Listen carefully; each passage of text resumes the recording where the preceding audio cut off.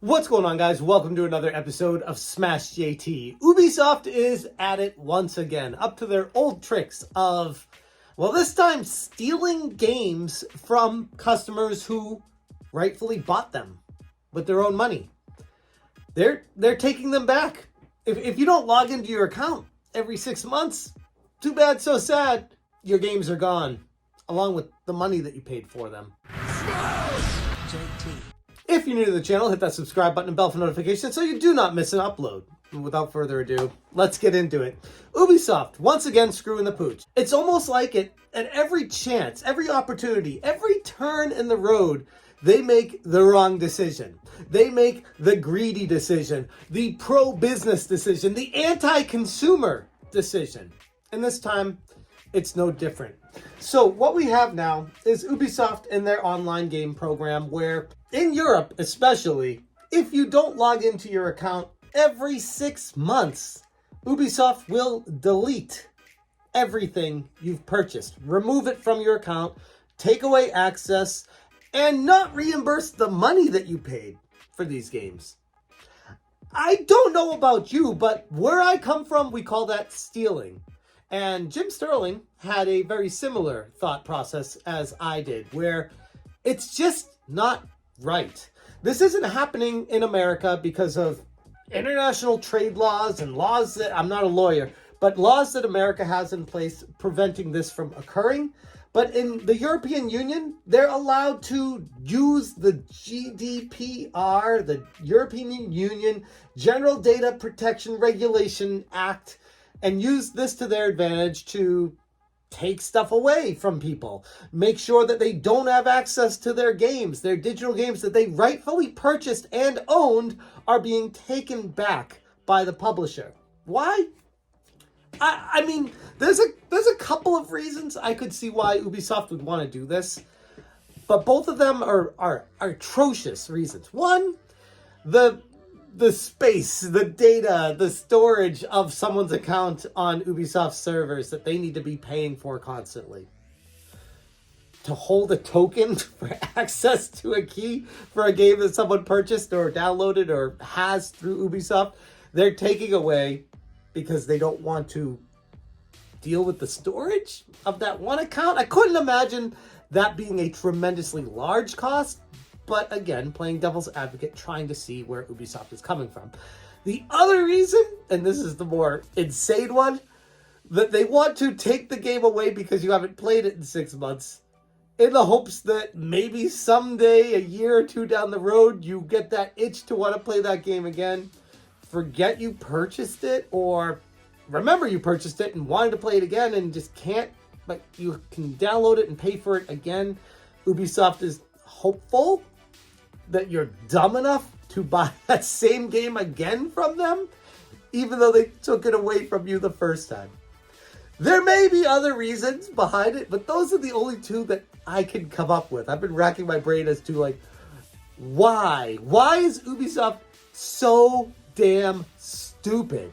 Like, when it comes to business decisions, this is peak stupidity. This is you can't do worse to your consumer than take away something that they rightfully purchased. Now, as you can see, I did make a Smash JT article going into much greater detail here, and it talks about the European Union's ruling with the GDPR and how technically Ubisoft might have a case to utilize what they're trying to do to remove access for gamers, but in a weird way, it's using the GDPR ruling in a way that it wasn't meant to be used, but they're doing it anyway because they can. And ultimately, what's the resolution to this? Well, less people are going to be buying games from Ubisoft if this is the type of business that they use. If this is how they treat their customers, why would you want to utilize their services? It's horrible. It's horrific business practices, and gamers in general, I don't care what you stand for, this is one of those things that everyone can come together and say, what the hell, Ubisoft? Like, why are you the way you are? Why are you so anti-gamer, anti-consumer, anti-do the right thing? Why? It can't possibly be greed, because you guys are so desperate for money that you're doing anything to stay alive. This is going to kill you faster.